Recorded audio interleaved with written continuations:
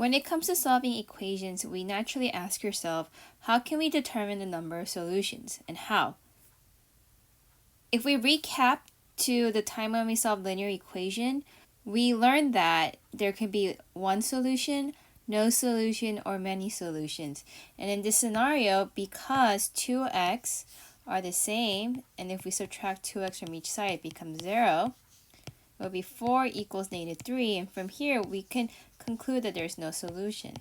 Now with quadratic equation, when you're trying to apply your higher level thinking, the next question you could have asked yourself is, how can we determine if there's one solution, there's no solution, or if there's two solutions? So how do we determine the number of solutions using a quadratic formula? Well, in the quadratic equation, x equals negative b plus or minus square root of b squared minus 4ac over 2a, square root can actually help us figure out the number of solutions. How does this work?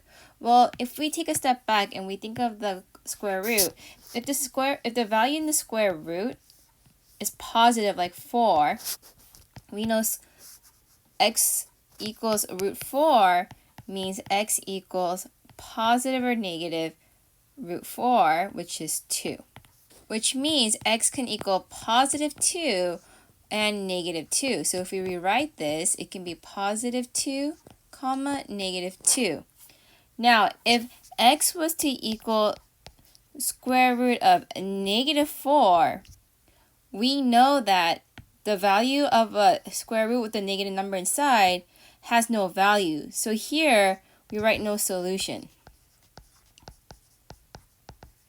Now, how can we get to a value of one solution? Well, if we take a square root of 0, we know the answer is positive or negative 0. And positive 0 equals negative 0 because there's no such thing as negative 0. So when the square root is 0, we know there is one solution. So what's so special about quadratic formula? Well, because the square root plays a big role in determining the number of solutions, discriminant,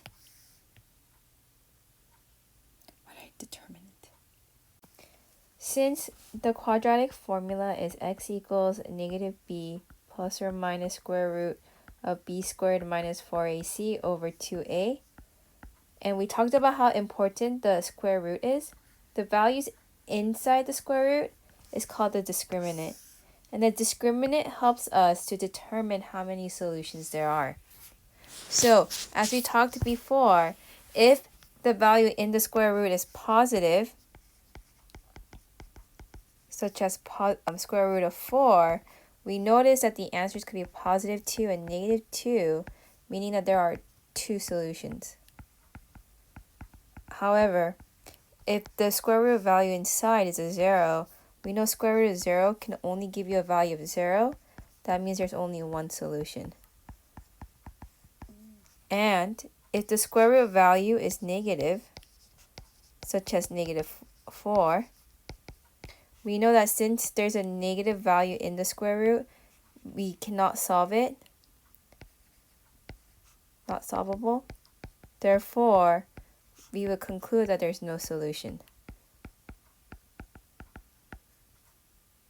Since we can only come up with the discriminant based off of the quadratic formula, the special characteristics of a quadratic formula is that we can determine the number of solutions by the value of b squared minus 4ac. So in order to do this, make sure that the formula that's given to you is in standard form, meaning y equals ax squared plus bx plus c, or 0 equals ax squared plus bx plus c, for you to plug these values in to determine the number of solutions through the discriminant.